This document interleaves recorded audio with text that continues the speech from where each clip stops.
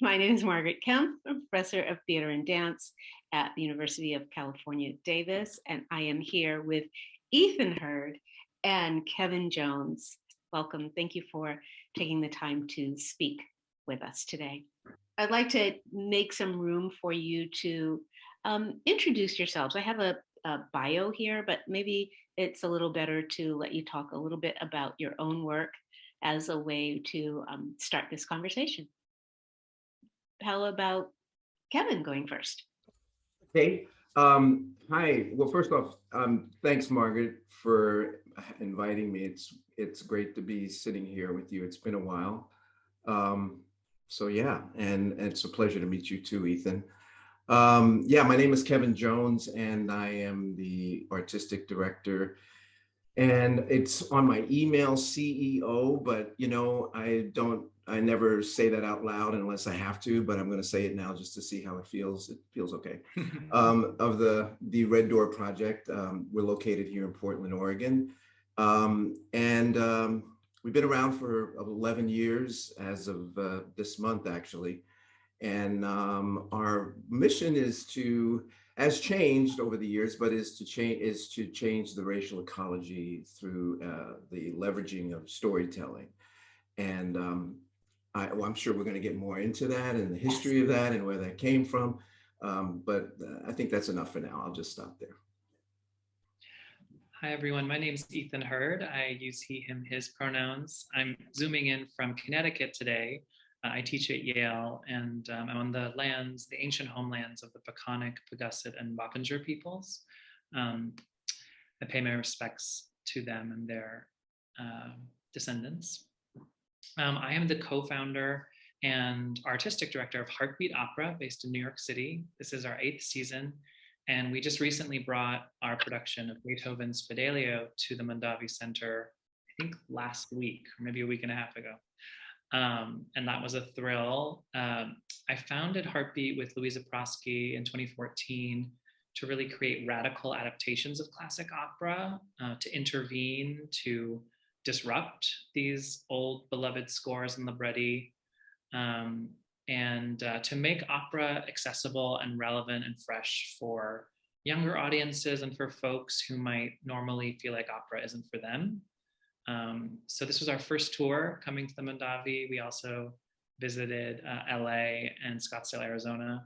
And I'm excited to talk to you more about our production of Fidelio, where we collaborated with incarcerated folks in 6 prison choirs across the country.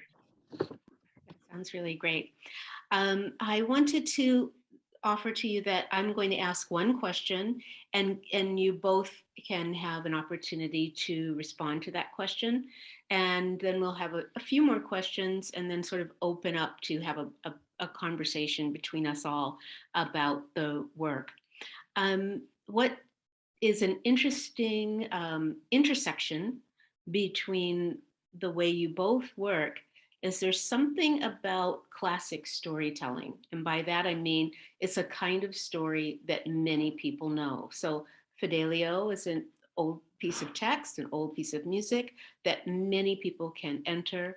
And your work, Kevin, is around what's happening in our communities and the difficulties between cultures and law enforcement, which is another kind of story that lots of people can enter. So I'm wondering if you both can talk about how you enter these stories. And maybe I can be a little bit more specific. Can you talk about some of the practices that you work with different artists in different communities to start these conversations around narrative?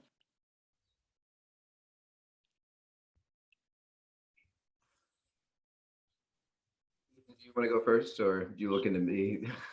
Sure, I Kevin. defer to you. You're welcome to go first. Okay. I know I was asking, did you want to go first? I'm not sure how to answer that question. That's a big Okay, question. I can dive in. Okay, go ahead. Thanks. Yeah, I mean, so Heartbeat loves these old pieces, and we start with love. We really revere the scores and the libretti. but we also feel like a way of honoring them is, and honoring the writers and authors of these pieces, is to bring them into the here and now and make them resonate even more powerfully, we hope. So Beethoven's Fidelio, is about a wrongfully incarcerated man, Florestan, who is really hidden away by a corrupt prison warden. And Florestan's wife, Leonora, disguises herself as a prison guard to infiltrate the prison where she believes her husband is being kept. So I really saw, as a stage director and an adapter, an opportunity to create an American contemporary version, really through the lens of Black Lives Matter, and envision Florestan as Stan, a Black activist, and Leonora as Leah, his wife. And so we rewrote the dialogue. This is a German opera that has spoken dialogue. I worked with a Black playwright, Marcus Scott, to write new English dialogue that just brought this right into the present moment. And we re-envisioned Leah not as disguising herself as a man to work at the prison, but really playing the role of a lesbian to seduce Marcy, one of her colleagues at the prison, and get more access to the prison as she searched for her husband. And then Pizarro, the prison warden, became a white supremacist, and his beef, or his vendetta with Stan, has to do with racial politics. So we really think we're honoring Beethoven by doing this work, and audiences, I find, are really embracing the score and the story in a wholehearted, sort of visceral way. Like, I think the story of Black Lives Matter, the story of mass incarceration, resonates so powerfully and urgently right now. And I think Beethoven's music serves that cause, those causes. And then, of course, our collaboration with these prison choirs, we were able to visit 4 out of the 6 choirs that we collaborated with, and film them and record them and create an 8-minute music video that's really at the center of our production. And so I think audiences, not only hearing the voices of real incarcerated Americans, but seeing the faces of those folks, brings the story, home in a really powerful way.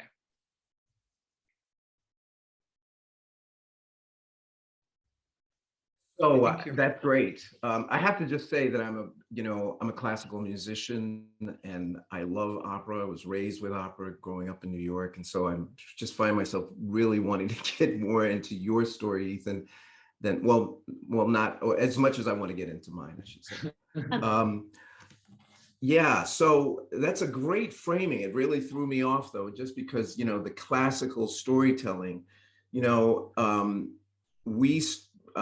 we've been around for 11 years, but the place where we are today is telling the stories of the African-American community as well as law enforcement. And those are indeed classic stories, right? I tell the story of when I was 14 years old, and the first time I was actually confronted with a police officer I was mistakenly identified as someone who had robbed or snatched a purse. So 14 years ago, that was many years ago. And I remember the police officers, there were about 4 of them, who surrounded me, threw me down on the ground. One of them took a gun and stuck it to my head and said, "Make one move and I'll blow your head off." All of this while I just came from Carnegie Hall after watching Andre Segovia, the classical guitarist, perform. And my teacher was with me, and him and I were sort of just riffing off, about the concert and excited about the concert when all of this happened. And then so this happens, and somebody tells me they're going to blow my head off. It was a shock to the system, to say the least. And I have realized over time that story, that narrative, has been with me from then till now. It has shaped and colored how I see the world, how I see myself in the world, the impact that I can have in the world. And so we were presented with a show called Hands Up, which is comprised of 7 monologues that were written by 7 Black playwrights depicting their experiences with police profiling. This came right after the Ferguson event and Michael Brown shooting. And it was brilliant, but I was hesitant to first bring it to stage because I felt it was too close to home. It was something that I wasn't ready to really step into personally for myself, much less share with my immediate community. But my production assistant insisted, African-American woman, she said, Kevin, we need to present this show. And I said, okay, you're right, let's do it. And I said, but if we're going to do it, let's make sure that we develop a value proposition. In other words, let's not just do this out of a vacuum of like, we must tell this story, but let's do it with an idea that we need to present this with a focus on the value that we're bringing to the community.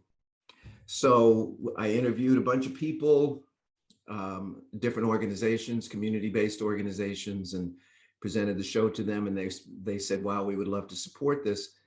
And from that, we presented it, and we said we're only going to do 6 shows, and toured around the city, and then we'll go on and continue on with the rest of our year. Well, those 6 shows turned into 75 shows, and we wound up presenting it to about 40,000 people all over the state of Oregon and up into Washington. And so why am I saying all this? Because what I realized is that this was a story that lived in all of us. It wasn't even just African Americans. Yes, a lot of Black people came to see the show, and they said when they came, this is my story. This happened to me. And I can relate to the fact that many of them felt somewhat private in sharing that story. Sometimes even shame about sharing that story because of what it said about them. And so by coming and witnessing this in front of a group of people, sometimes hundreds of people, it gave them a confirmation that it wasn't them. It wasn't their fault. They're being attacked or they're being accosted by police is not because of who they are, or what they've done. And so there's that. And then when white folks came to see the show, so many of them said, I had no idea this existed. I didn't know this was going on. Oh my God. And literally it changed the organization of their brains in terms of how they thought about African Americans. I had a white friend of mine who I've known for 40 years, who's one of the first warriors of affirmative action. And he came over to me after the show, after seeing the show. He came up from San Francisco to see it. He saw the show, he was in tears, and he said, you know, Kevin, I always thought I was a good liberal. I always thought I was doing the right thing. I always thought that I was an advocate and an ally for people of color. But after seeing this, I've come to realize that I have marginalized people of color my entire life, in my mind and in my heart. I've always felt that, and I wasn't able to admit it. So those stories literally brought out a lot for folks, and I'll stop there, but yeah, appreciate the question. Great. And I really love how you can see that your story, Kevin, is a classical story. Yes. Right? Because of the way we're able to enter it. Thank you both for sharing that. I am very interested to know, how do you cultivate relationships around these works that you're presenting, both with the artists? We heard a little bit about working within the prison system, and maybe you can talk a little bit more about the other actors that come into the work, and also the actors that you're both using, you and Kevin. Sure. Yeah, So Jonathan? Yeah. I think I've come to see my work as a director and a producer of theater more and more through the lens of relationship building and community building. I really feel like my role is to bridge divides and to foster love, and to create, a creative space, where hopefully diverse groups of people can come together and share stories.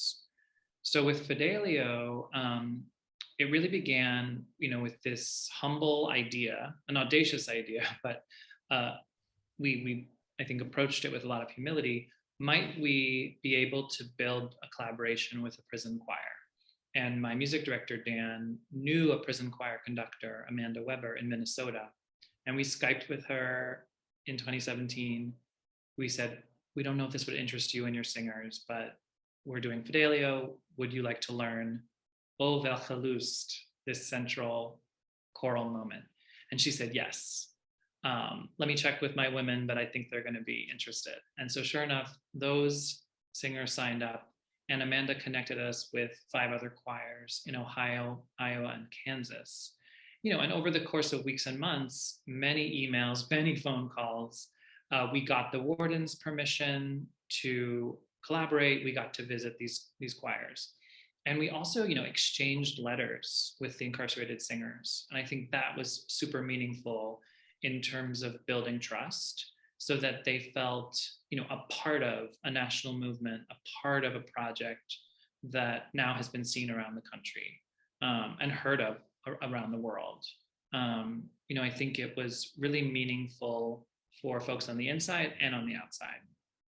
And I'll say that when we cast our professional singers on the outside, they drew inspiration, from our incarcerated colleagues. Like every night they hear their voices and see them on the screen, and there is a true connection. I'm thrilled to say that we got funding, this winter to fly a formerly incarcerated singer, Michael Powell, from Ohio to New York to see the show in person at the Metropolitan Museum of Art, to be on stage in a panel discussion after the show called Radical Love as Resistance, with 2 other formerly incarcerated people who are advocates and activists now. So that was just a beautiful full circle moment where, he was not only seeing himself on the screen as part of the show, but just seeing his former colleagues, who are really, he referred to as his brothers. So that's a little bit about relationship building. Yeah. Yeah, that's it. I'll just refer back to what I was sharing about Hands Up. For me, my background is I've done a lot of diversity training and organizational development and community development, community building. So for me, art and theater has always been a tool for engaging with community, especially theater. So as I said, when we decided that we were going to do Hands Up, I partnered with organizations like the NAACP, the Oregon Humanities, YWCA, and the Portland Police Department, and spent a lot of time. It wasn't just me, but our entire team. We spent a lot of time sitting with them, meeting with them. We provided the scripts for a lot of them so that they could give us their feedback. We had a couple of actors come into their facilities and present them before we actually presented them on stage, just so that they could have their own reactions. We took a lot of notes. We asked a lot of questions about how does this particular product, how do you see it impacting your mission, your vision? We kind of thought of ourselves as, well, let's just say we stayed in our lane when it came to theater. And so when we went to, for example, the NAACP, we said to them, look, you guys know what you're doing. You understand your subject matter a lot better than we do. You've been at it for decades now. And so we'll stay out of the lane of trying to improve on what you do. But I would ask you, however, is there something in these stories that you feel can help you do what you're trying to do? And they jumped all over it. And it was amazing. And this is the NAACP, but it was several different organizations who without a lot of conversation, with a lot of effort, without a lot of just coaxing, they immediately followed suit, contacted us, said, yes, we want to move forward. How do we do this? This is exactly what we want. So from the very beginning, it was a lot of collaboration and, developing focus groups within their community to get feedback. As it came to the actors and the other performers, because so much of our work is race related and requires actors of color, and because the subject matter is so difficult and sometimes emotionally charged, we spent a lot of time with actors. I worked with each actor one-on-one. So it was like with Hands Up, for example, there was 7 actors, 7 monologues. So I literally directed 7 plays. So I spent an hour and a half, 3 times a week with each actor for 4 weeks. And a lot of the processing, I mean, these were professional actors, so they didn't have any problem learning the lines and, performing and being believable. But where they struggled, including myself, was how do we bring life to material that we haven't really engaged with ourselves that much on an emotional and psychological level? Realizing that so much of what we've done has been in reaction to it and not a whole lot of psychological or emotional exploration or just focused attention on it. So we spent a lot of time just talking about the psychology of internalized racism, for example, and what does it mean to adopt the belief systems of your culture, and how does that impact you? I'll tell one quick story. All of the actors that we had with Hands Up, for example, had this really obnoxious habit of smiling all the time while performing. And these were, like sometimes when actors first start up, you can relate to this, both of you, is, we smile a lot. We just sort of, rather than going deep into the emotionality of the character, we'll sort of smile or laugh it off or whatever, because it's easy. So I didn't notice it but I noticed it in this material. I didn't notice it so much out in other areas of theater and the work that I do, but in this material, it just really popped out. So I started to talk to the actors about it, like if they were supposed to be angry, they would smile. And I asked them, so what's going on there? Why are you smiling? What's funny? And almost inevitably, they would break into tears after a lot of conversation about it. What we came to realize is that the smile was an attempt to cover up, an unconscious mechanism for covering up a lot of the internal hurt and unresolved oppression that they had lived with. And so we spent a lot of time with that. I brought in people we had focus groups and, encounter groups where we could talk as a group. I had police officers come in and watch and talk to them, just so that we went and visited with the police department, just so that they could sort of stay present with this work and not be, always triggered. So that's some of it. Thank you for that, Kevin. It actually leads right into the next question that I was going to ask. So maybe Ethan, I don't know how you can talk about trauma and your own work, and both.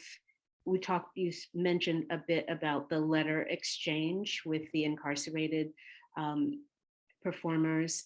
And what other ways have you worked through trauma that is stirred both as you're presenting the work and as you're working through this with artists and incarcerated individuals?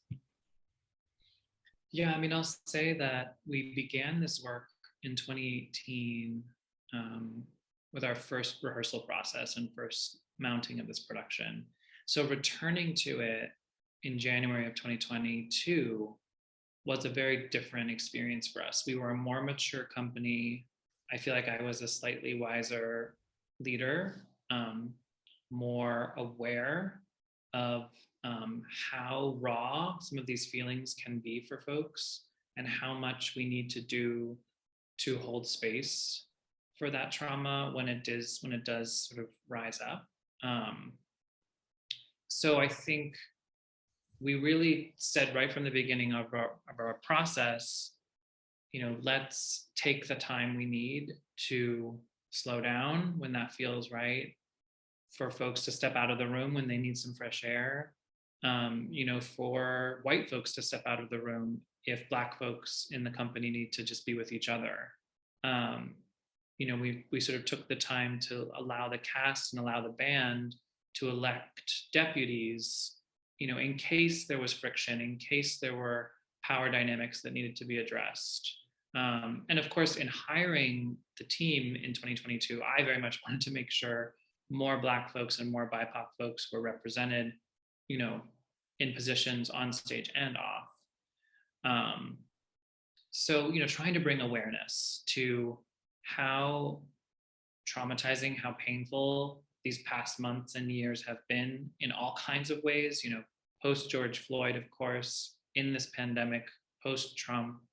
I think, as Kevin was saying, like, making art about these issues can be very emotionally taxing and troubling. I will say that we had the nourishment of Beethoven's music, and I think harmonizing together is nourishing. And I learned that, from visiting these prison choirs and remembering this is a privilege that we as professional musicians and artists, get to have and enjoy. These incarcerated folks only have 60 minutes or 90 minutes a week when they can gather together and make music.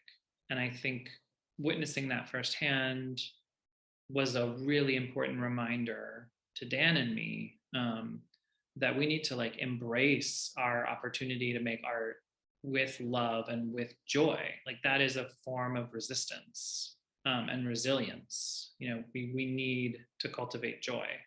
And it was really beautiful to see, especially my Black colleagues, but be joyful even in, a story that has pain and despair in it. Leah and Stan, this married couple, they do find each other, they do embrace, they do reunite. And that's so important to put on stage. Excellent. Thank you both. This interestingly also leads into the next question that I have. And it is actually the last question before I just sort of open up a conversation for you all, for both Ethan and Kevin. Is there an element of your performance making process that you can share with our viewers right now that you think they could be activated in their own communities? When you say share right now, do you mean, are you asking for a performance? No. Okay. Briefly, for example, what Ethan was just talking about the singing and how that was healing. That's a great example of a performance making practice that you could share with others to help shift the energy in a space.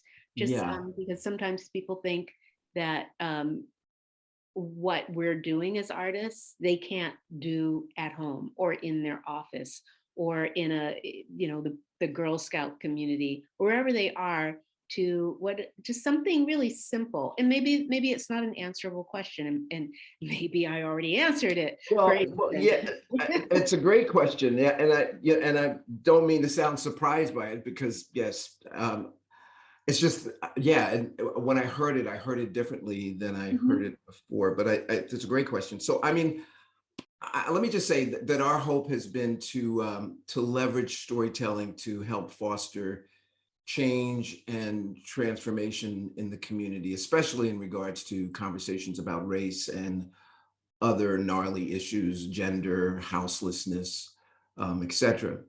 The way the Evolve experience, which is the program that we have produced now and are looking forward to bringing to UC Davis later this year is the way it's set up is that the participants engage with the stories in the monologues they hear as part of the workshop, and then they are led through a conversation or through many conversations that focus on examining their reactions, their personal triggers, and polarizations. And then we walk them through a process of critical thinking, self-reflection, and ultimately a change in their thinking. We hope for that anyway. And we learn that things are not black or white. We learn that things are not just right or wrong, and that the truth lives in the nuance.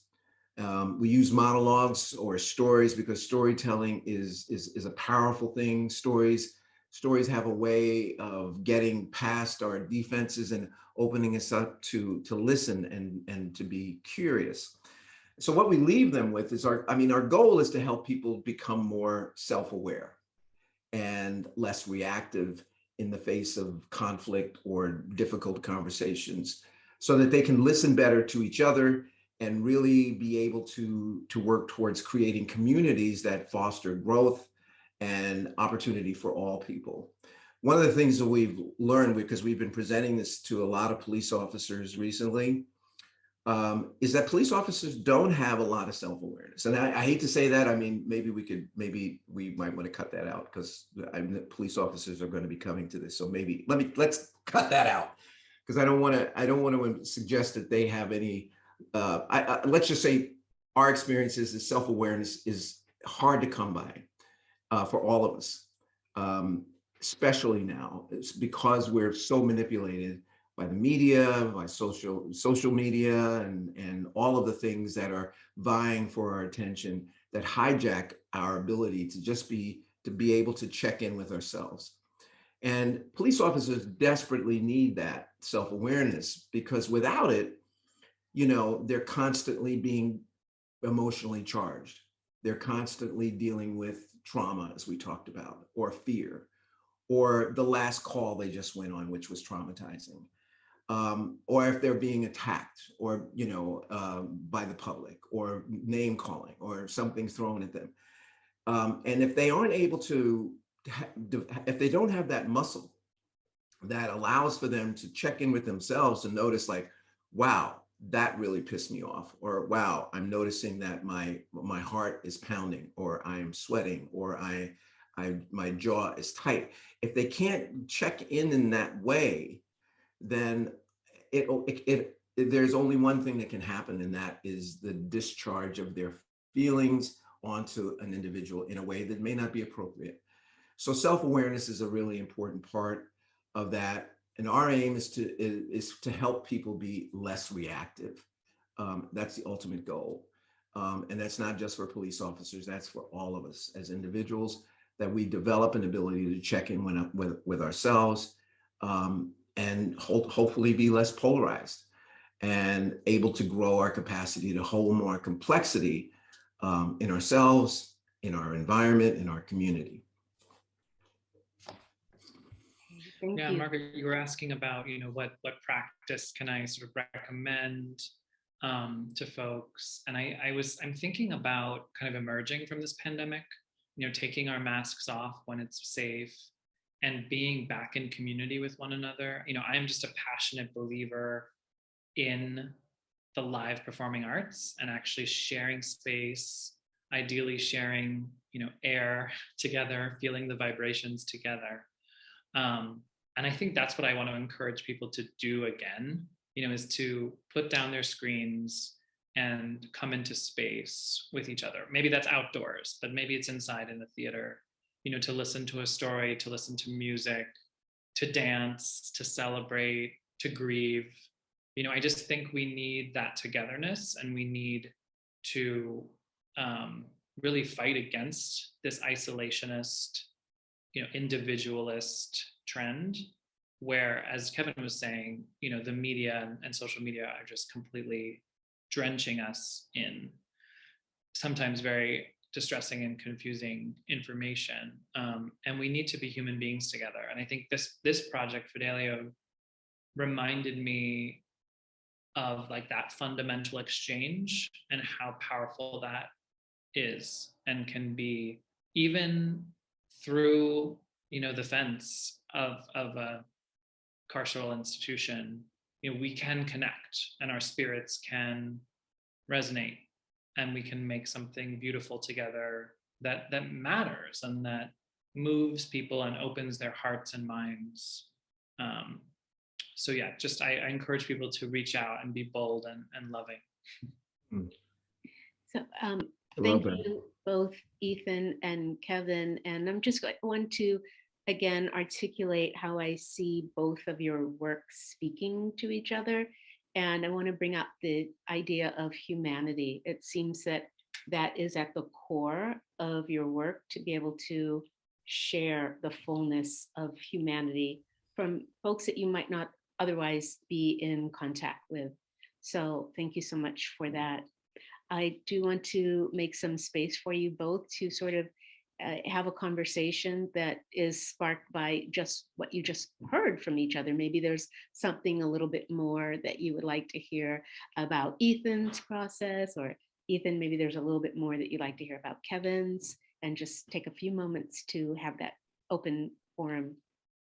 That's great. I just want to say something about trauma, because I think that's I don't know if it's a term that is used in your world, Ethan or Margaret, but I hear it a lot where I hang out. And it's gotten me to thinking, and I'd love to know how you guys feel about this, because trauma has become such a popular word these days. There's no way that we can, but there's no way that we can trauma-proof art. You know, I'm not even sure if the growth that art fosters is possible without including potentially triggering or traumatizing in some way. Um, it's a tension, right? And a line that we have to walk with a certain level of skill and competence. And you know, I feel like, you know, as artists, you know, I think just basically we are we're being charged to stand outside a little bit and be commentators on the culture as a whole, and not taking sides necessarily, but seeing the humanity. You use the word humanity, seeing the humanity on all sides. And I'm wondering, like, is that what do you think about that? And because I feel sometimes, especially in the last 2 years, where I have not been able to communicate with other artists that much, it's starting to feel like it's moving to one side. I mean, it makes me think of my collaborator, Kelly Griffin. She's a soprano who played our lead in Fidelio. And we were talking about safe space, Mhm. and trying to make our rehearsal rooms safe. And she sort of threw down this gauntlet and said, I don't believe in safe space. I think it needs to be brave space. Oh, And I wow, I love like that. that. I love that because I think we can try to take care of each other, and we should have a space that's respectful and caring. But I think we're going to make mistakes, and we're going to step on each other's toes, and we may hurt each other by mistake, you know, and we need to learn to apologize and heal and move on with bravery, with forgiveness, with resilience. You know, I think in this cancel culture moment, especially with some of my young students, there's this so much fear and anxiety about being canceled and about making mistakes,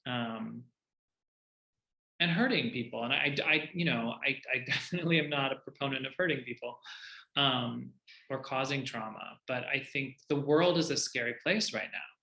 So we have to move through that, and yeah, and we have to be brave. And I think, but on the other hand, I am aware in a good way, I think, of the trauma that folks are holding at any given time. I did grow up with a lot of privilege. You know, I am biracial, my mom's Chinese. I was aware of racial tension, I was aware of racism, but I was not aware of the danger that my Black friends or Black folks around me were, you know, moving through on a daily basis. And so that awakening is so important, and we have to be aware of the trauma that exists, and continues to be sort of caused.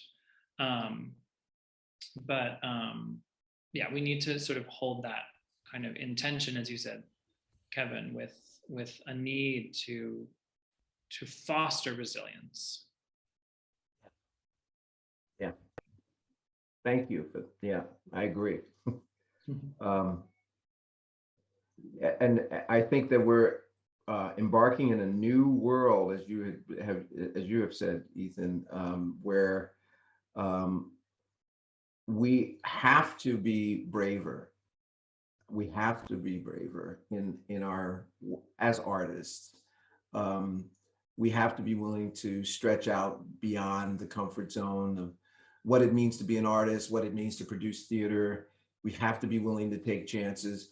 And I think we have to be willing to encourage our funders, our audiences to stay with us on that, to not, you know, be so harsh to judge us, or, you know, whatever, to recognize this is art, and that is art. That's what art is supposed to do, is to push up against the edges and to press up against that envelope that's trying to keep us contained.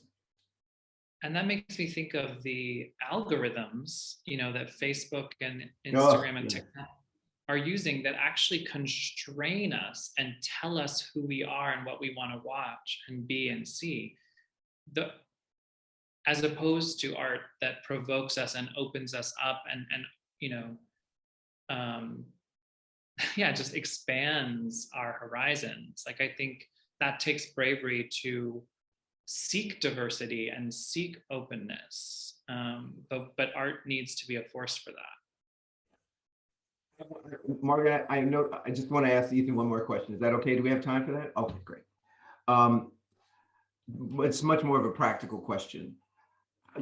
How are you doing with, because you're going into prisons, how are the guards responding to your work? How's the administration, and what's that like? Yeah. It is a diverse experience for sure, depending on the state, depending on the facility. And I'll say that with the pandemic, we had to cancel our most recent trip, so we haven't been on the ground, as it were. But I'll say that we experienced like very warm welcomes by some wardens and some guards. There was one prison in Iowa where we walked all around and got to see everything, and I felt very welcome. And then there were more strict prisons that were a little more intimidating to me, where I felt more like an outsider or like a potential problem. You know, there was a vibe difference in terms of, do we value the arts and this volunteer, you know, artist coming in. And you know, fear, I think, is at the bottom of that. Is like, you know, fear about getting in trouble, or about breaking a rule, or and I think the carceral system needs a ton of work and change, and Absolutely. We've got to be brave about doing that and seeking that. Yeah. Well, thank you. And just so you know, Margaret, I'm sure you do know that we're planning on, when we come there, we've been really encouraging Mondavi as well as UC Davis to enroll the law enforcement community, and the political community as well. I hope that happens. Yeah. Yes, I know that they're working towards that and have been working on it for a good while. I do want to thank you both for your thoughtful responses to one another and to the questions I posed.